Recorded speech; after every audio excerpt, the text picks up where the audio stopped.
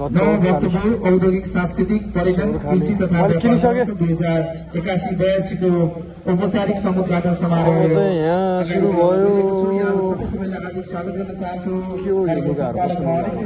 आजको यो भक्तपुर औद्योगिक सांस्कृतिक पर्यटन कृषि तथा व्यापार महोत्सव 2081 को उद्घाटन समारोहको अध्यक्षता ग्रहण गर्नको निमित्त यस महोत्सवका संयोजक आदरणीय व्यक्तित्व दीपक थापाज्यूलाई कार्यक्रमको अध्यक्षता ग्रहण गर्नको निमित्त म हार्दिक अनुरोध गर्दछु। प्रमुख अतिथिज्यू